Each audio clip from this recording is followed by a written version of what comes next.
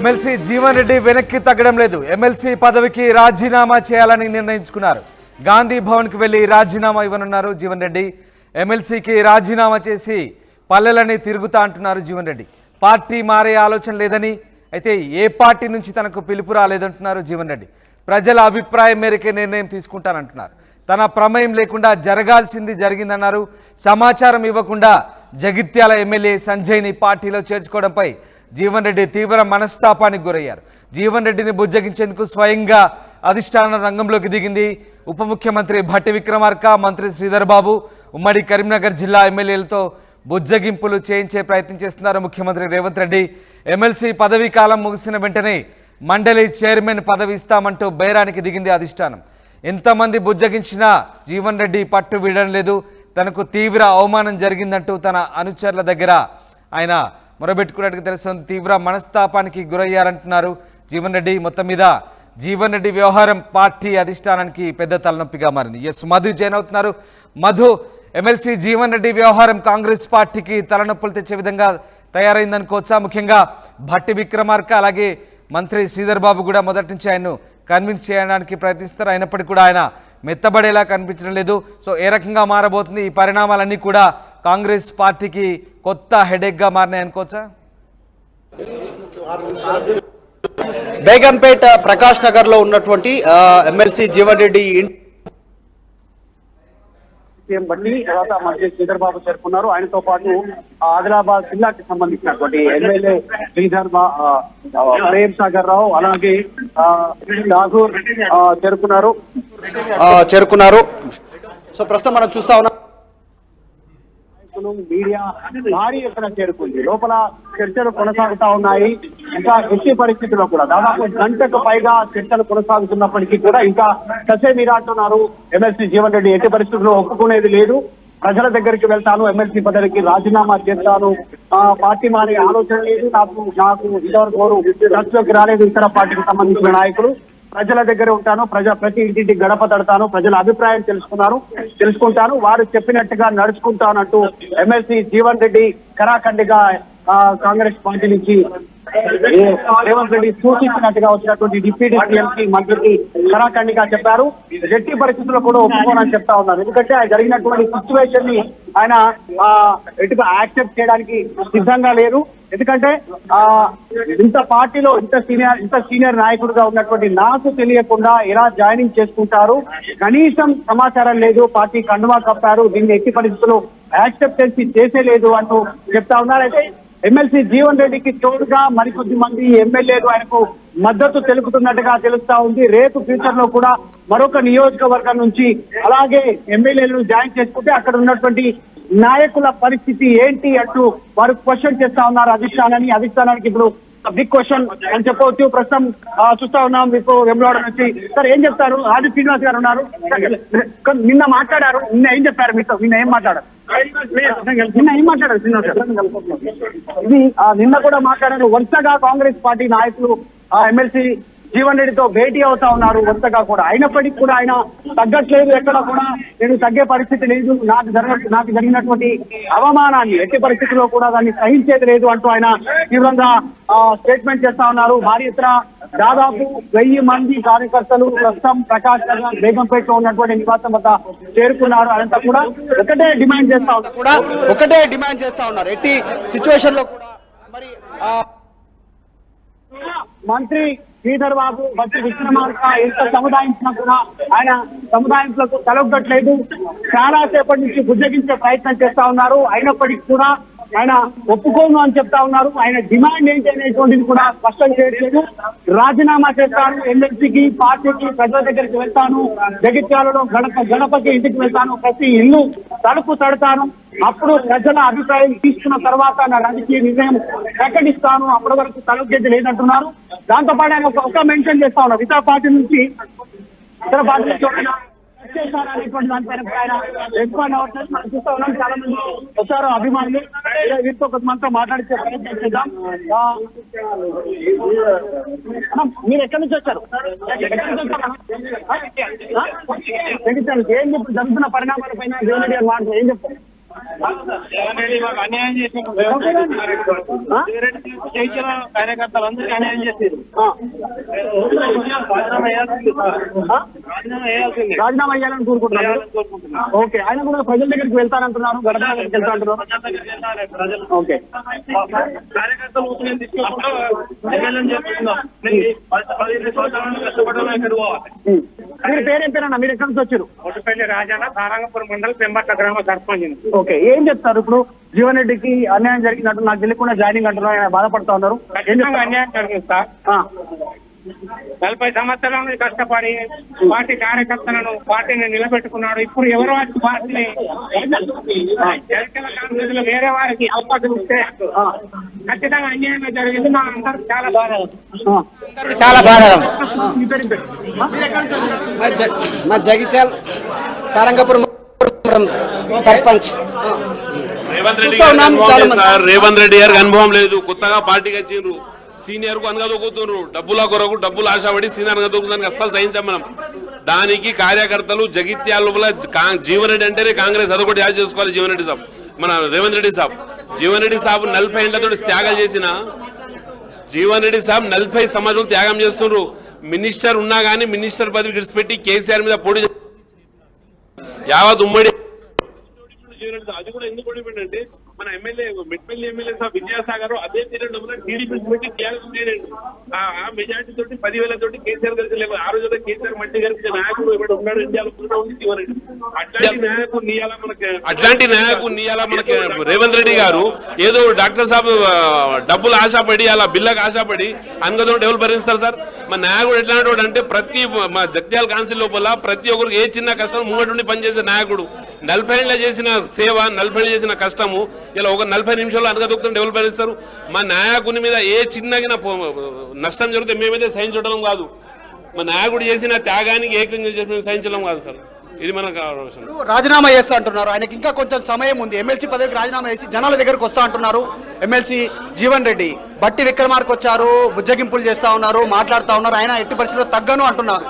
ఎందుకు సార్ దాన్ని చెప్పండి, ఎందుకు కారణము? మీరు మా నాయకుడిని విలువ ఇవ్వకపోతేనే కదా. ఇది ప్రజాస్వామ్య దేశం కదా, ప్రజలతో ఉంటా అంటాడు కదా మా నాయకుడు. దాన్ని కూడా అర్థం చేసుకోండి. మా నాయకుడు పదవికి ఆశ, డబ్బుకు ఆశపడ్డాడు. మచ్చలేని నాయకుడు ఇండియా లెవెల్ ఉన్నాడంటే ఫస్ట్ మన జీవన్ రెడ్డి సార్. ఇదే రేవంత్ రెడ్డి సార్ గారు జగిత్యాల లెవెల్ చెప్పారు. ఇండియా లెవెల్ నాయకుడు ఉన్నాడంటే ఇండియా లెవెల్ చెప్తున్నా. ఒకటి శరద్ పవార్ కు చూసినా, రెండోది జీవన్ రెడ్డి చూసినా. ఇదే నాయకుడు చెప్పిండు. ఇదే రేవంత్ రెడ్డి గారు జగిత్యాల లోపల మీరు స్పీచ్ చేసి చూడండి. ఏం జరిగింది అనుకుంటారు? ఎమ్మెల్యే సడన్ గా కండువా కప్పుకున్నటువంటి సిచ్యువేషన్ వెనకాల ఏం జరిగింది? ఇప్పుడు సంజయ్ కుమార్ కాంగ్రెస్ అది రేవంత్ రెడ్డి గారు తెలుసు. అది ఈ రేవంత్ రెడ్డి గారు ఉండి కుమ్మకే ఏదో గేమ్ ఆడుతున్నారు వాళ్ళు. కానీ ప్రజాస్వామ్యంలో నడిసే గేమ్ కాదు ఇది. కాంగ్రెస్ పార్టీ అంటే అందరు కలిసిన పార్టీ. అది మన రేవంత్ రెడ్డి అదృష్టం మంచి. జీవన్ రెడ్డి సాబ్ పీసీసీ ఒకరికి ఆశపడి మా జీవన్ రెడ్డి సాబ్ పీసీసీ రానియలేరు ఈ నాయకులు. ఆ నాయకులు చేసి నడుతుంది కదా, నడిచే కాదు. మా నాయకుడు ప్రజలతో ఉండే నాయకుడు, ప్రజా నాయకుడు కాబట్టి ప్రజా పక్షాల ఉంటాడు. పదవి అలా ఎత్తది రేపోతే పదవి ముఖ్యం కాదు. మా నాయకుని పేరు అడగండి మీరు. మా ఏరియాలో వచ్చి మా నాయకుడు ఎట్ట పేరు తెచ్చిండు అక్కడ. మీరు ఎక్కడి నుంచి వచ్చారు? ఏం పేరు మీ పేరు? జగిత్యాలే రవీందర్ రెడ్డి. ఏం జరిగింది అనుకుంటారు? అసలు జీవన్ రెడ్డి చాలా కోపంగా ఉన్నాడు. డిప్యూటీ సీఎం వచ్చినా, మంత్రి వచ్చినా వరుసగా 2 రోజుల నుంచి బుజ్జగింపులు చేస్తా ఉన్నా కూడా తలొగ్గట్లేదు జీవన్ రెడ్డి. జరుగుతా ఉంది. అవునే, జీవన్ రెడ్డి గారు 1984లో కాంగ్రెస్ పార్టీలో కలిసింది. ఇప్పటి 40 సంవత్సరాలు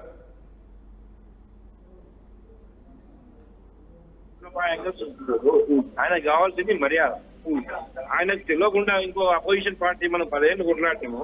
ఆయన ఎట్లా పార్టీలో తీసుకుంటారు? రీసెంట్ గా జరుగుతా ఉన్నాయి. మరి ఆ మిగతా పోచారం శ్రీనివాస్ రెడ్డి జాయిన్ అయ్యారు, కడియం శ్రీహరి జాయిన్ అయ్యారు, తర్వాత దానం నాగేందర్ జాయిన్ అయ్యారు, తెల్లం వెంకట్రావు జాయిన్ అయ్యారు, సంజయ్ కుమార్ జాయిన్ అయ్యారు. మిగతా ఇక్కడ ఎట్లా డిఫరెన్స్ ఎట్లా చూస్తా ఉన్నారు అక్కడికి ఇక్కడికి? కరెక్టే. ఎమ్మెల్సీ ఉన్నప్పుడు జగిత్యాల నియోజకవర్గం ఇన్ఛార్జిని అడగండి ఏ విధంగా సీఎం గారు తీసుకోవడం తప్పు కదా.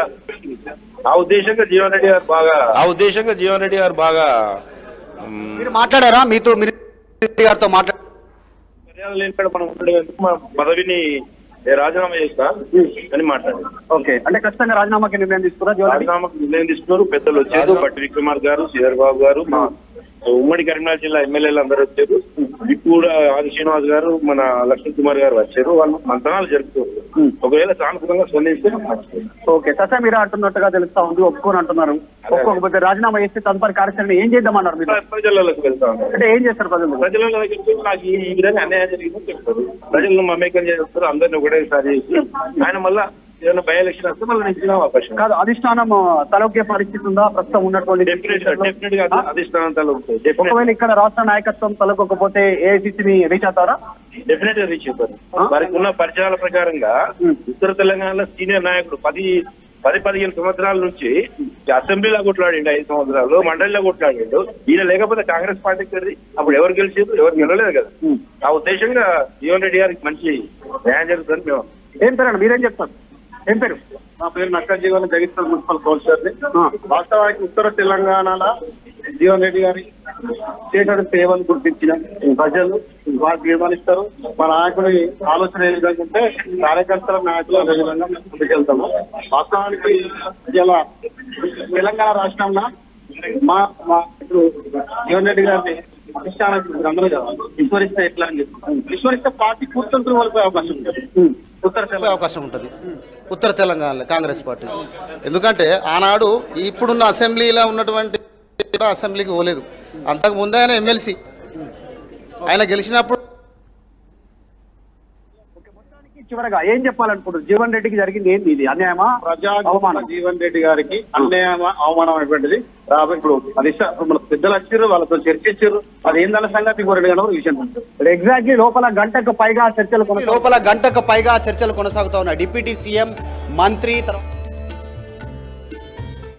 ఉన్నారు, ససే మీరా అంటున్నారు. నిన్న జగిత్యాలలో భేటీ అయ్యారు జీవన్ రెడ్డితో. చాలాసేపు ఆయన కార్యకర్తలతో కూడా చాలా మందితో మాట్లాడుతూ ఉన్నారు. ఆయనకు మద్దతు పెరుగుతూ ఉంది. గ్రామాల నుంచి, మండలాల నుంచి పెద్ద ఎత్తున కార్యకర్తలు, నాయకులు అక్కడ బేగంపేట్, ప్రకాష్ నగర్ లో ఉన్నటువంటి జీవన్ రెడ్డి నివాసానికి చేరుకుంటున్నారు. జీవన్ రెడ్డి ఒకే స్టాండ్ పైన ఉన్నారు. ఖచ్చితంగా రాజీనామా చేస్తాను, అవమానం జరిగిన చోట, విలువ లేని చోట నేను కాంగ్రెస్ పార్టీలో ఉండదలుచుకోలేదు, రాజీనామా చేసి ప్రజల్లోకి వెళ్తాను, ప్రజలే నిర్ణయిస్తారు ఏం జరుగుతుందో, ప్రజలే నా రాజకీయ భవిష్యత్తు నిర్ణయిస్తారంటూ జీవన్ రెడ్డి కార్యకర్తలతో చెప్తా ఉన్నారు. ప్రస్తుతం మాత్రం బట్టి తర్వాత మంత్రి మధు అంటే ఇప్పటికీ ఏ పార్టీలో చేరడానికి నిర్ణయించుకోలేదు, ఇంకా తనకు ఏ పార్టీ నుంచి పిలుపు రాలేదంటూ జీవన్ రెడ్డి చెప్తున్నారు. ఏదైనా వేరుకుంపటి పెట్టే అవకాశాలున్నాయి. కొంతమంది ఎమ్మెల్యేలు కూడా తెర వెనుక మద్దతు చెప్తారంటున్నారు. అంటే తెలంగాణ కాంగ్రెస్ పార్టీ అలాంటి కొత్త నిర్ణయాలు వస్తున్నాయంటూ కూడా చాలా మంది ఉన్నారు కార్యకర్తలు. ఎగ్జాక్ట్లీ ఉత్తర తెలంగాణలో అంత ప్రజాదరణ ఉన్నటువంటి నాయకుడు, అవినీతికి ఆస్కారం లేదు, పదవులకు ఆశపడడు. మొదట్లో కాంగ్రెస్ ఆ ఏరియాలో ఎవరూ లేనప్పుడు కూడా తను కాంగ్రెస్ పార్టీ జెండానే పట్టుకున్నాడు. ఇప్పటి వరకు గ్రామానికి ఆయనకు మంచి పేరుంది. మొన్న జరిగినటువంటి పీసీసీకి అంటే 2-3 సంవత్సరాల క్రితం జరిగినటువంటి సిచ్యువేషన్ కూడా వీరు గుర్తు చేసుకుంటారు. పీసీసీ వచ్చే సిచ్యువేషన్లో కూడా ఆయనకు రాకుండా చేశారు. ఆయన ఆర్థికంగా బలంగా లేకపోవడమే ప్రధాన కారణం. సో అలాంటి వ్యక్తి ఆయనకు ఇట్లాంటి సిచ్యువేషన్లో పార్టీలో అన్యాయం జరిగింది, అవమానం జరిగింది, ఆయన వెంట మేము ఉంటామంటూ కార్యకర్తలు పెద్ద ఎత్తున జరుపుకున్నారు. ఇక్కడ ఉన్నటువంటి వాళ్ళే కాదు, లోపల బయట కింద ఇప్పుడు అపార్ట్మెంట్లో ఉన్నాం, చాలా మంది దాదాపు 1000 మందికి పైగా కార్యకర్తలు ఇక్కడికి నివాసానికి చేరుకున్నారు. సో త్వరలోనే ఆయన తీసుకునేటువంటి నిర్ణయం ప్రకారం నడుచుకుంటామని చెప్తా ఉన్నారు. ఒకవేళ రాష్ట్ర నాయకత్వం, ఇక్కడ ఉన్నటువంటి రాష్ట్ర నాయకత్వం ఆయనకు న్యాయం చేయకపోతే ఏఐసిసి వరకు రీచ్ అవ్వడానికి ఆయనకున్న పరిచయాలతో ఏఐసిసి నేతను సంప్రదిస్తాము, లేదు తదుపరి నిర్ణయం తీసుకుంటాము త్వరలోనే. మరికొద్దిసేపట్లో కూడా ఆయన బుజ్జగింపుకు తలొగ్గకపోతే ఆయన నిర్ణయం ప్రకటించిన తర్వాత ఆయన వెంట ఉంటామంటూ ఇక్కడ ఉన్నటువంటి నాయకులు చెప్తా ఉన్నారు. మొత్తానికైతే జీవన్ రెడ్డి చాలా పట్టుదలతో ఉన్నారు, ఒకే మాట పైన ఉన్నారు. రాజీనామా చేస్తాను, ప్రజల దగ్గరికి వెళ్తాను అనేటువంటి దానిపైన ఆయన ఒకే మాట పైన ఉన్నారు. చూడాలి, ఇంకా డిప్యూటీ సీఎం, మంత్రులు ఆయనను బుజ్జగించే ప్రయత్నం చేస్తా ఉన్నారు. ఏం జరుగుతుందో మరికొద్దిసేపట్లో తేలే అవకాశం ఉంది. Ram, right, thank you Madhu, thanks for the update. మొత్తం మీద ఎమ్మెల్సీ జీవన్ రెడ్డి వెనక్కి తగ్గడం లేదు, ఎమ్మెల్సీ పదవికి రాజీనామా చేయాలంటూ నిర్ణయించుకున్నారు. గాంధీ భవన్కి వెళ్ళి రాజీనామా ఇవ్వబోతున్నారు. ఎమ్మెల్సీకి రాజీనామా చేసి పల్లెలని తిరుగుతా అంటున్నారు. పార్టీ మారే ఆలోచనలు అయితే లేదంటున్నారు. ఏ పార్టీ నుంచి పిలుపు కూడా రాలేదంటున్నారు. ప్రజల అభిప్రాయం మేరకు నిర్ణయం ఉంటుందంటున్నారు.